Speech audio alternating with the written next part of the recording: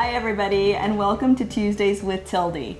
I am Tilde Guajardo. I am the founder of Womanars, and really excited to be doing this show for you today and every Tuesday for the next few weeks. During these interviews, I am going to be interviewing some evolutionary voices for women.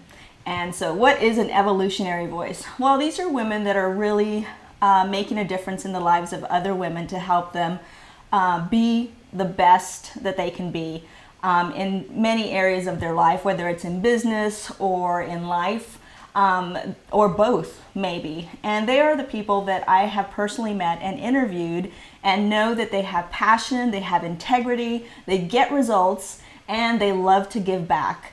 And I'm really excited to bring these women to light, to you, and to the world, really, to shine the light on them and to hopefully motivate and inspire other people to do the same thing. So without further ado, I'm really excited about my guest today, who is Judy Hoberman. She is the president of Selling in a Skirt. And I met Judy probably back in 2010, maybe? Probably, yeah. 2010 is, I think, when we first met, and I interviewed her for the first time and became fast and furious friends.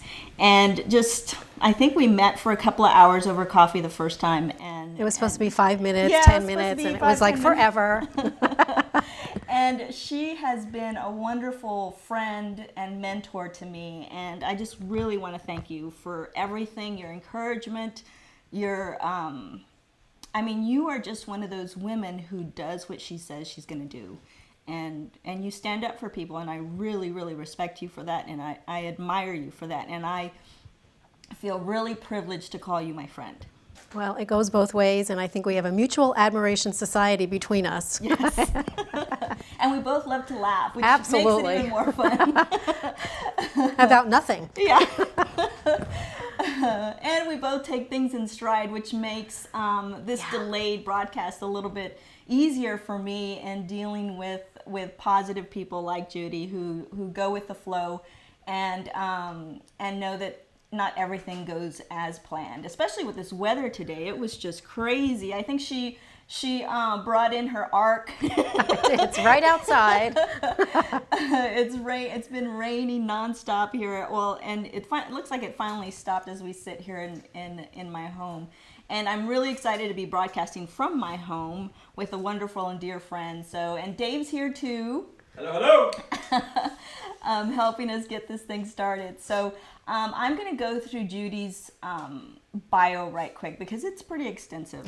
I mean, this woman, you would not believe the stuff that she has done. I think she's on her 4th book now. Yep. And she just keeps evolving into this more amazing person and woman every year. And I think that's why I admire you so much too, because you are like so many of us who are on this continual growth and learning and evolving into just a better you. Well, you have to learn every single day, and if you don't grow, you're stagnant. Yeah. So, and of course, there's curveballs that are thrown at you where you have to grow. Yeah. So it is what it is. So your quota this year, before I get to the bio, because I don't want to miss this, your quota this year for yourself is to help one woman every day. It's really my mission because I really feel like there's something that everybody could use every single day. And if I concentrate on just one woman, just one, I really believe that there's going to be a major shift in a lot of people's lives. And people say to me, well, why don't you say like 10,000 women a day? Because that's ridiculous. I can't help 10,000 people a day. I know my limitations. But one woman a day, I already have my woman for the 14th of March because I am helping her do something that she didn't think she could do, and she said, it's on the 14th. So I already know my woman for March 14th. So I'm serious when I say one woman a day. Yeah. Am I your woman? You're my woman today. There you go. That's right. Right. And it could be something little, it could be something huge, it doesn't matter what it is, but just one woman a day. And I think that's really important. And every time I tell someone that, they think like, wow, that's really impressive. When can I be your woman? And I think that's a great and honorable goal for you to have, is to actually help somebody once every day. I think that's something that we can all do, or just be nice to somebody and show kindness. With today's political climate, and I'm not going to get too much into that, but I think it's really a great reminder for us to simply be kind to one another. That's like a lost art. I don't know what happened to it. Yeah. That's our upbringing. It's our core values, and yet people forget that the golden rule still does apply, even though people don't talk about it. Exactly. Exactly. So Judy is president of Selling in a Skirt. Has created a suite of workshops, seminars, and coaching programs that take the negativity out of selling. Her 30 years in sales has given her both the knowledge and sense of humor about the gender differences that we should all understand and embrace instead of feeling unable to communicate. Judy's humorous stories about how men and women sell, manage, recruit, and supervise differently will enlighten you in learning how both genders can support each other's successes in a more productive way. There's a lot of stuff in there that... You have done some pretty amazing things, and you have done a lot. For 30 years, you've had Selling in a Skirt. So what I would love for you to do, for the audience really, to get to know you, because a lot of people that are watching via Facebook or otherwise don't know me. Don't know you. I know. But you've been on Fox News, you've been on multimedia outlets, talking about your expertise, your area of expertise, and kind of share with them a little bit about your background, how you started doing what you were doing, and why you're doing it. Well, my true first encounter with sales was I was a Fuller Brush person. And if anybody remembers Fuller Brush, then you're probably around my age or so. And this was the true, knock on the door and ask somebody to buy brushes. Seriously. And my very first door that I knocked on was my mom. And you know what? She said no. How could your mom say no to you? But she taught me a really good lesson. She said, just because I love you doesn't mean I'm going to buy what you have. But just because I love you, I'm going to bring you into my circle and refer you to other people. So it was a huge lesson for me. And that's really how it all started. But my first true, position was in construction. And I was the only female there. And I lasted a couple of years, and there were so many different things that went on that just were not me. So I left. But I did stay in insurance for, over 20 years. And insurance is another industry that's really male-dominated. And so I started taking mental notes about how are you a female? How can you succeed in a male-dominated industry? And a lot of things I learned from my male mentors who were extremely successful, but they can take you up to a certain point, and then you have to figure it out yourself. So every lesson that I learned became part of Selling in a Skirt. And the reason I called it Selling in a Skirt was because it is about women in business, but it's also about how men and women communicate. So people remember the brand, and of course you have to be careful how you brand yourself because people expect me to sell in a skirt. My next book is going to be selling in pajamas, just so you know. So I don't always have to wear a skirt.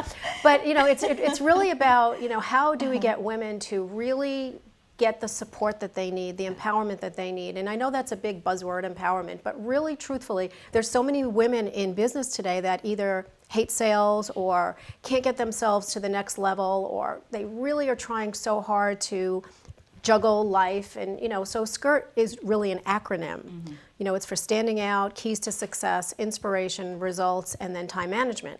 And every woman somewhere has one of those challenges. And the men that love them see the challenges. And so really Selling a Skirt is for women, but it's also for the men that care about them. Right, because you talk to audiences filled with men. Yeah, totally. And they really want to know the secret. What's the secret sauce behind? How do you talk to women? And it's not anything that's earth-shattering. It's really just open some communication and have some conversation as opposed to interrogation.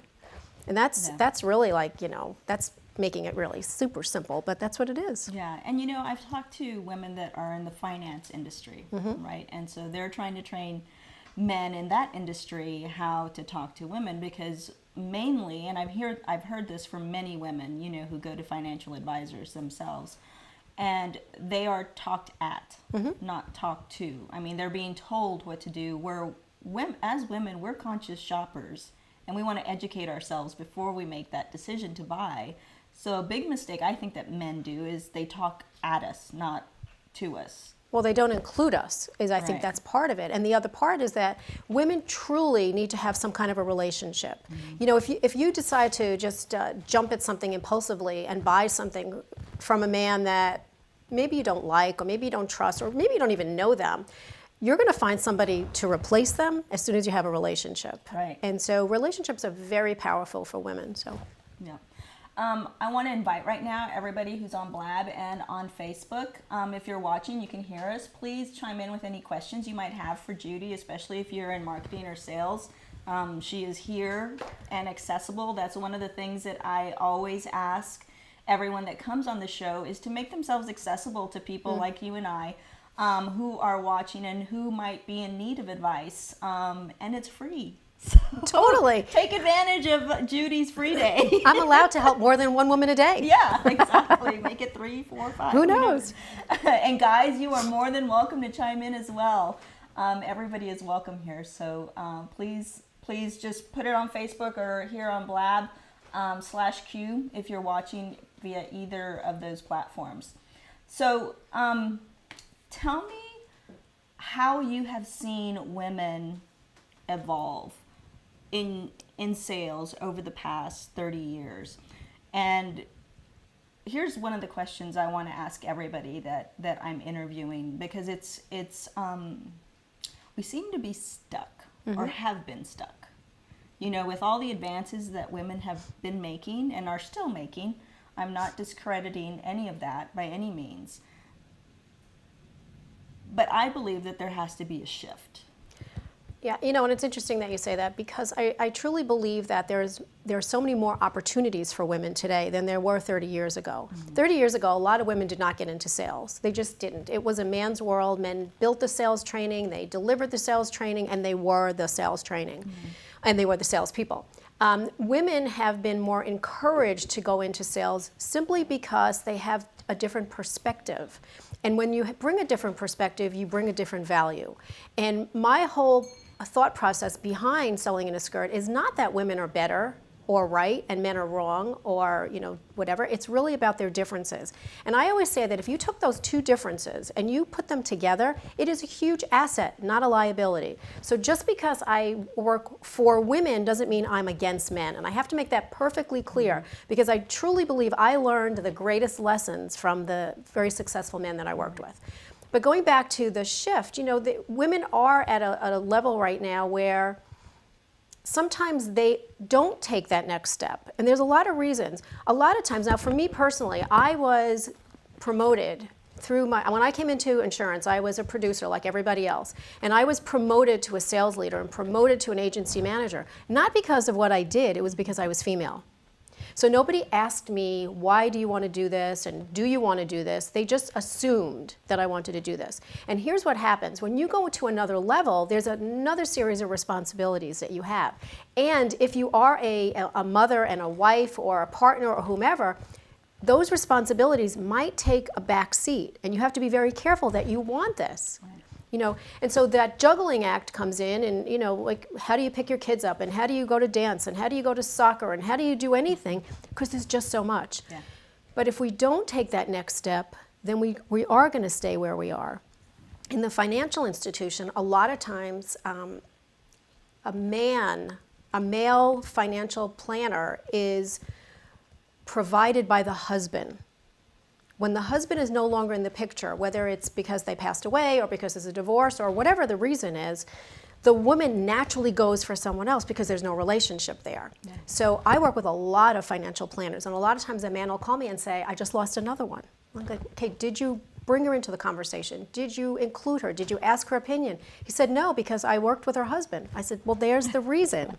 So whether you're working with a single person or a married couple, you have to direct your attention to the woman as well, because she's the one that really makes all the decisions. 85% of all consumer purchasing decisions, including insurance and financial, cars, sporting events, everything else, are made by women. So if we don't have that relationship, and let me just say, women don't have that same relationship either. They have to learn it as well. Not everybody has, that instant relationship. Right. You mentioned having great male mentors, and I think that's one thing that really has helped me as well, is when I was in the military. I was 19 years old, and from 19 to 23, I was in the Army, and I had the absolute best mentors I could have asked for during that sensitive period of time, that really pushed me, but they also they pushed me into doing things that I didn't think I could do. But they knew you could. But they knew I That's could. right. And they believed in me, and their belief in me propelled me to greater heights. Absolutely. Right? I mean, I was 19 years old, 20 years old, and I was speaking. I had never spoken to groups before, and I was speaking in front of groups from 6 people who might be generals at the Pentagon to over 1,000 people in auditoriums. And the first time I did that, I was shaking in my shoes. Doesn't matter if it's the first time or the 10th time. But you know what? They guided me through the Yeah. whole process. I mean, they held my hand. They practiced with me. I mean, all of those things. And I think as I mentor women now, or girls, I remember that. And I remember how empowering that was for Right. me, and how secure and significant they made me feel to believe in me that way. I mean, what was your experience with women, unfortunately, in the military? I hate to say it, it wasn't the same. Yeah. It was very competitive, and it was just different. But I feel really fortunate because now I can communicate with men. I'm not afraid to sit at the table with being the only woman there and actually raise my hand or raise my voice. And I think a lot of women in the military probably have an advantage from that standpoint, But what was your experience, and what was sort of an aha moment for you? Well, the very first thing that I remember is that all the guys I worked with kept saying to me, "You're such a girl. Why do you have so many questions? And why do you have to be everybody's friend? And why do you have to take so long at an appointment?" And the truth of the matter was that I was getting to know people, and I took longer, but I built a relationship with people. And so they really didn't get it until my numbers proved it. Because when you're in sales, I don't care what anybody says, the numbers don't lie. And so when they saw that I actually was doing things, the first thing they said to me was, "I don't know what you're doing, but it's not duplicatable, so don't teach anybody." And I said, "Well, I'm asking for referrals. I mean, that's duplicatable." No. So until they actually saw the numbers, they didn't take me seriously. But once they did, then they started making phone calls across the country, and they'd say, "Oh, you have to talk to this woman because she's really doing great, and she's a single mom, and I know you have a woman on your team, and blah, blah, blah, blah, blah." So I became the country and the company mentor. Wow. So people would call me out of the blue, and and that's what would happen. The other part is that I would bring in a lot of recruits, and I have a lot of men that the first thing they would say is, "Oh, I've been in sales for 40 years, and you're just a young little chickie." And I'd say, "Okay," and once in a while I'd have to actually show all my awards. I'd say, "See the name on all of these eagles, these would be mine," just because you have to sometimes prove a point. But the truth of the matter is, they took me seriously. Yeah. And it was great. Now, when I did my very brief corporate stint, just like you're sitting around a table where you might be the only female or one of the only females. And the very first time I remember being on this gigantic conference table is I had my pad, and I would take like little, tick marks about who was asking a question and who was making a statement. And my promise to myself was that by the end of that particular meeting, I would ask a question. And it wouldn't be that I'd ask a question later on to somebody else. I'd be asking it at the table. And I always sat at the table. And the first couple of times I was like a little uncomfortable, and some of the women would say, "Well, why are you sitting at the table?" I'm like, "I'm at the same level or higher than others, and I'm supposed to sit here." But I did learn a lot from the men, and I didn't have any female mentors. Not because they didn't want to mentor me, there were none. So I in turn turned it around the other way. And I became the mentor. I mentor a lot of young women coming out of school, and just because I believe that just give them one little nugget and they can, go with it. So That's my whole thing, is turning it around and giving it back. No, that's awesome. I'm going to go to some of the comments to see what people are saying on Facebook. I don't see anything on Blab. Let's see here. Leslie, thanks for watching, Leslie. Thank you for all the posts, and thanks for chiming in. Leslie, I wanted to thank you for your comment about it takes work to be nasty. Kindness is natural and easy for us, and we should practice it more. That's exactly true.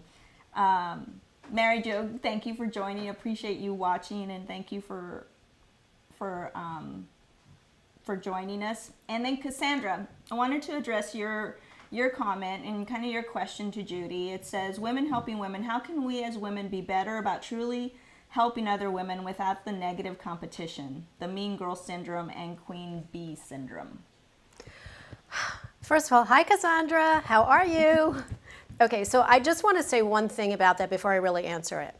The thing I want to say is that you hear more about the negative connotations than you do the positive, okay? And they might be few and far between, but they kind of outweigh everything else. So here's what happens. Women are threatened by women. They just are. It doesn't matter, where you are, what the industry is. Women are territorial. So if you have a position and a woman is coming into the industry and she is younger or smarter or prettier or whatever, you're totally threatened by it. Mm-hmm.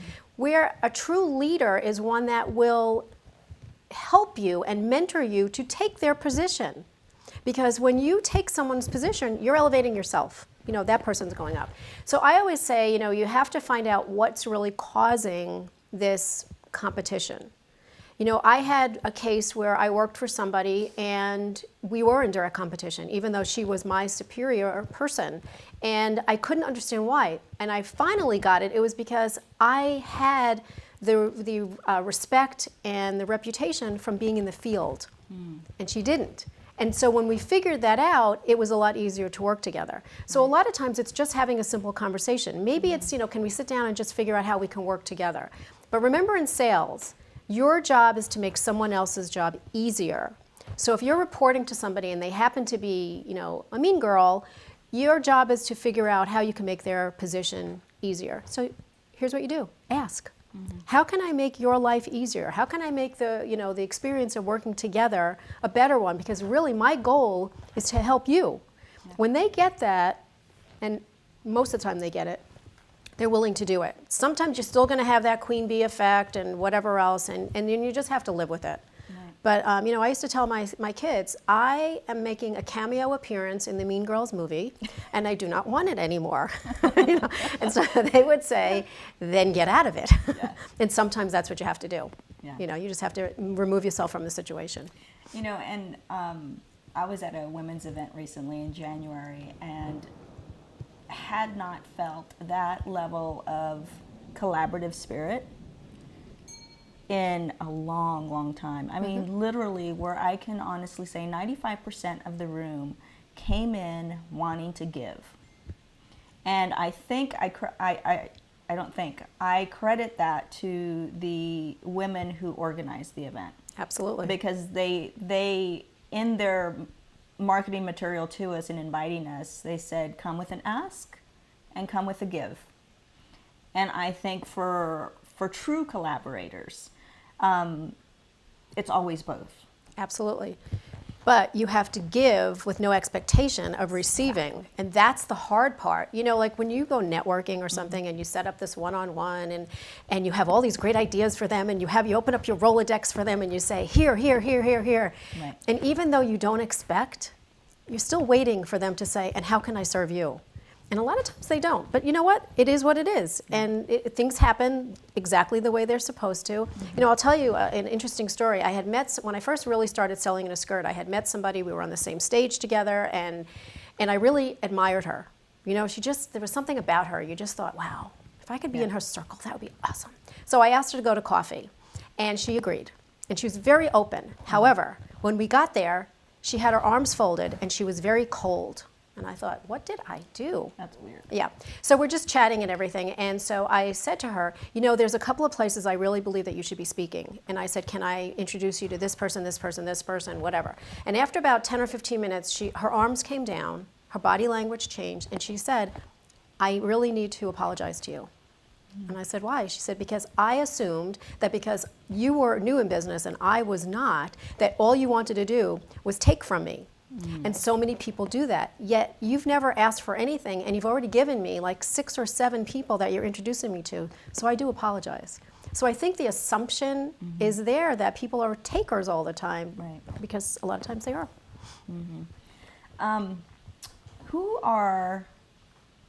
this is because I'm curious. Okay. And I'm sure everybody else is curious too. But who are your mentors now? I mean, who do you look to for that business advice or life advice? Well, Doreen Rainey has always been and will always be my number one mentor. She was my first business coach, and she was the first person that actually stood up to me and didn't take my nonsense. Because when she said to me, do this, and I said, okay, and she really called me on it as an accountability coach, I respect this woman more than anybody ever. So she's always been my mentor. I have different accountability people that I reach out to, and I always check in with them. I always have a business coach that I always check in with, but I'm also accountable to myself. So I have things that, like the one woman a day, that is something that is written. It is everywhere in my office. It's everywhere that I turn, because that's my big mission for 2016. But I have everything written down, because I am a shiny object girl, squirrel. Everything looks good to me. So if I can just stay focused and, and reach out to my people that I have, a weekly call or a monthly call or whatever, that's what I do, I think going back to the coaches, because I think that's huge. It's huge, right? And it's I've gone through a few coaches myself.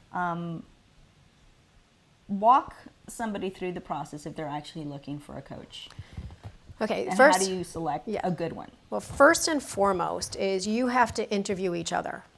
Because just because you want someone to be their coach, or because they want to be your coach, it doesn't mean it works, because you are going to peel back those layers for somebody. So I would do some investigation. I would ask for referrals. But you also have to remember there's different types of coaches. Like there's a marketing coach, and there's a sales coach, and there's a life coach, and there's a wellness coach. And some people have 4 and 5 coaches. So you have to decide what it is you're going to look for.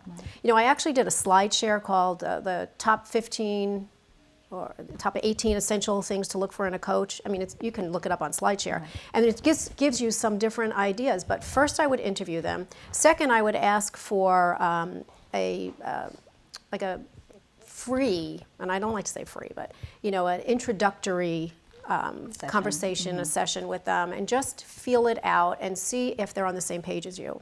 And then most importantly, you have to have the same kind of values. Because if you are on 2 different planes and they're expecting you to do what they want because it's their core values and you have your core values, you can't compromise them. So, but I would ask for referrals. And I would go with your gut. Even if you get somebody that's a referral, if it doesn't feel good, run. Because if it's not good in the beginning, it's never going to be good. Right. And I think one important thing, and I know it was huge for me, is identifying what my values really are. And I think that's where a lot of women kind of get stuck, right? Or they end up working for people or hiring people that don't align with those values. Right. And one of the things I said in the last broadcast to the audience was go to the viasurvey.com because it's free and it helps you identify those core strengths and beliefs that you have that are essential to your happiness, really. Right. And if you're not in something, in a job or a business that is in line with those values, you're not going to be happy. You're going to be miserable. And not only that, your core values and your goals have to be in alignment. If I said to you, oh, Tilde, my goal this year is to be a top sales producer, and my goal is to also be, a stay-at-home mom. That's kind of like, a little askew here. So you have to really decide how you're going to align things together. And, and you have to identify things, you really do. But I, again, would say, use your intuition. You have to really, interview each other and do a trial. Yeah. And I also want to say that doing something that aligns with your values is not always easy. Oh, no. I think like entrepreneurship, for instance, and doing this show, for example, was a huge leap of faith and pushing through that fear. Even though my values are totally in line with what I'm doing and wanting to inspire women and empower them.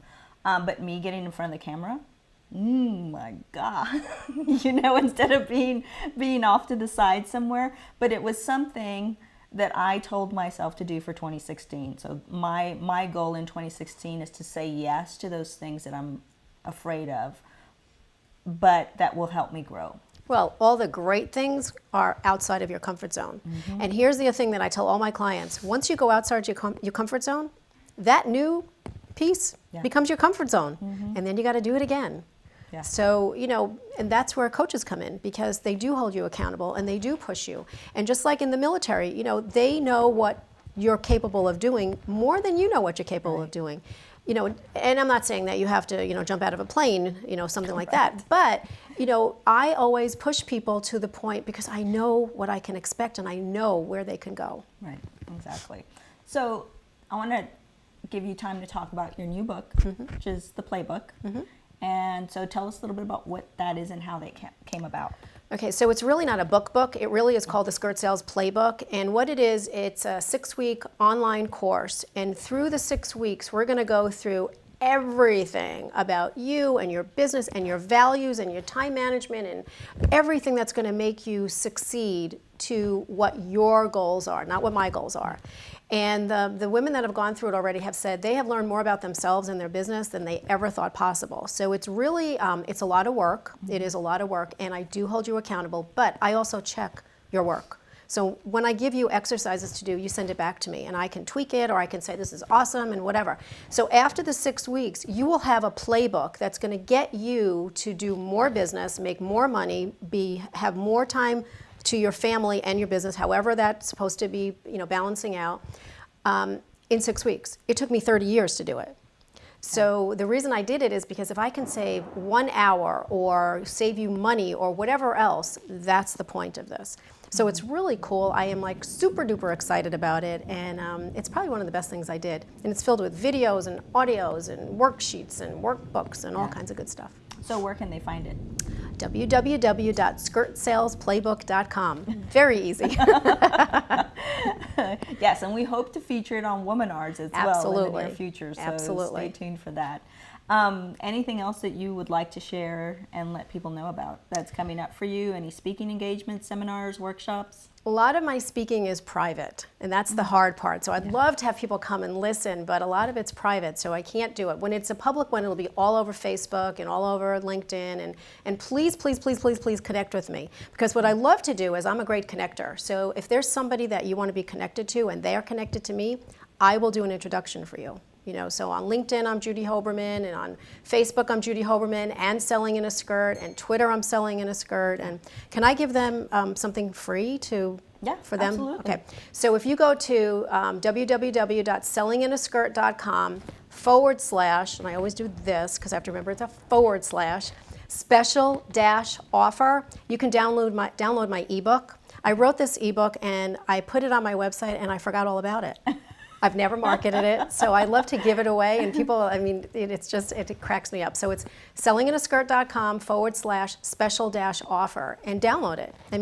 It's like a mini book, and it gives you all kinds of strategies and case studies and all kinds of really cool stuff. So grab it. Awesome. So what's in your future? What do you foresee beyond the class, which I know is going to be a huge success? I'm putting together a mastermind, which I'm extremely excited about. And so once I get all the details, I'll be pushing that out. And then there is another book coming up. I do a radio show, and so every week for my radio show, I do a monologue. Well, I've done hundreds of radio shows, so I have hundreds of monologues, and every single one is a lesson. So I probably have like a trilogy of books coming out, but I have to sit myself down, and I have to do it. So it's there. It's there. So within the next couple of months, I'll have the next group of books. Yeah, that's kind of how I feel with, almost the 100 interviews that I've done now. It's like so much wisdom and knowledge. And why not share it? Imparted, yeah. So trying to organize those thoughts about, the things that people had in common, which were fascinating. It almost became like a huge focus group. It is. But you also do like the best interviews. The best interview I've ever done was the very first one I did with you. And you had me talking about somebody that inspired me, and it was my mom and my grandmother. And I remember doing the interview, crying, and every time I watch it, I cry because it was the most meaningful, and I always remember that, and I thought, oh my God, this was like the best one ever. So I always thank you for that. Thank you, Judy. Well, I know people really enjoyed that first one too. Oh my God, so, that was just amazing. It was amazing. Yeah, and thank you for being so authentic and transparent about everything. I mean, you know, that's the beauty of you, is that you are always, no matter if she's on camera, off camera, always the same. And I hope to emulate that myself. So You just have to be your own best audience. yeah. Because I am. When I speak, the first thing I say is I am my own best audience. So if I tell you a joke and you don't laugh, it's okay. I laugh at myself. And I think that's part of the secret, is you have to be able to laugh at yourself, because the stuff that makes sense really makes sense. And the stuff that really like upsets you, it's a lesson. And until you realize what the lesson is, it'll always, you'll get caught in that web. Yeah. So I look at everything, and I may not like it, and I may have to, go home and get under my blankie and watch Lifetime and eat ice cream or whatever for the minute, but it's only a few minutes. Yeah. Because you have to pick yourself up and just keep going. And so that's what I do. Would you mind telling the audience just a little bit about why you help me, why you want to be part of Womanars? Okay, so let me say, I know she's sitting here. Tilde is like the most amazing woman ever. And I truly always want to be in your circle. And I always tell you that. What can I do for you? How can I be there? Because I really believe that what you're doing is life-changing for so many women. And not just women in Dallas, and not just women in the United States. This is international. And when I hear the places that you go and things that you say, I just think like, wow, I need to be around you. You're like a magnet. And I trust you. I trust you. And in this crazy world, you have to really be careful where you place your trust. And so I've never, ever thought about it. I've always said, I just love Tilde. And so, and that's truly what it is. I would do anything for you, and you know that. And anything for Womanars, and whatever, if I can be involved, great. And if I can't be involved, I'm supporting you. And that's what it is. I just think that what you're doing is really life-changing. Thank you. I appreciate that. Yeah. That means the world to me. Well, as I said in the beginning, it's a mutual admiration society. It is. So thank you, everybody, for joining us. Really appreciate you chiming in on Facebook. And again, sellinginnaskirt.com. Judy Hoberman, a wonderful, wonderful woman, and hire her if you need a coach for sales. She's tough. Or a speaker. She's tough. She's an amazing speaker, too. I mean, she's funny. Ha ha. And if you don't think so, I will tell you that I'm funny. Yeah. So anyway, thank you for joining us with Tuesdays with Tilde today with Judy Hoberman. And please connect with us on Facebook, on Twitter, LinkedIn. You can connect with me on LinkedIn under Tilde Guajardo. Facebook is Womanars. Our YouTube channel, which has probably close to 100 videos now of these interviews that we've done with different women. Our YouTube channel is Womanars as well. So just Google Womanars and you'll find something to do with me or the website. So thank you for joining us.